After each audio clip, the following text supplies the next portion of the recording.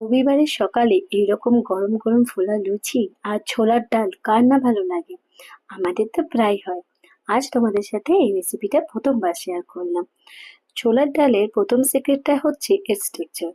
আর তার জন্য আমি ছোলার ডালটাকে 2 থেকে 3 ঘন্টা ভিজিয়ে রেখেছিলাম। ডালটা সিদ্ধ হবে কিন্তু গলে থকথকে হয়ে যাবে না। এর মধ্যে সেদ্ধ করার জন্য আমি ফার্স্টে নুন আর হলুদ দিয়ে এটাকে সিটি দিয়ে নিয়েছিলাম 2 থেকে 3টে। তারপরে কড়ায় তেল গরম করে এর মধ্যে আমি সামান্য পরিমাণ জিরে ফোড়ন দিয়েছিলাম আর তার সাথে অ্যাড করেছিলাম শুকনো লঙ্কা, তেজপাতা। আর গরম মশলার মধ্যে আমি দিয়েছিলাম দারচিনি, লবঙ্গ আর এর সাথে দিয়েছিলাম এলাচ।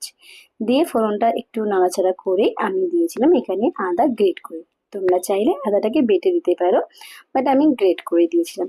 এটা একটু নাড়াচাড়া করার পর আমি একটা মিডিয়াম সাইজের টমেটো যেটাকে কুচি কুচি করে কেটে তার সাথে অ্যাড করে হালকা নাড়াচাড়া করার পর টমেটোটা নরম হওয়ার জন্য এর মধ্যে আমি অ্যাড করেছিলাম নুন। নুনটা একটু অল্প পরিমাণেই দিয়েছি কারণ ডালটা সেদ্ধ করার সময় আমি নুন দিয়েছিলাম। এরপর আমি একে একে যে সমস্ত গুঁড়ো মশলাগুলো হয়, হলুদ, লঙ্কার গুঁড়ো, এমনকি এখানে আমি একটু ভাজা মশলাও অ্যাড করেছিলাম। দিয়ে হালকা নাড়াচাড়া করার পর যখন মশলা থেকে তেলটা ছেড়েছে আমি এর মধ্যে অ্যাড করে দিয়েছিলাম সেদ্ধ করে রাখা ডালটা।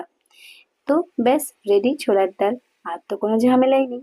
মোটামুটি রেডি হয়ে গেল আমার ছোলার ডাল। এবার হালকা নাড়াচাড়া করে এর মধ্যে সামান্য পরিমাণ মিষ্টি অ্যাড করেছিলাম।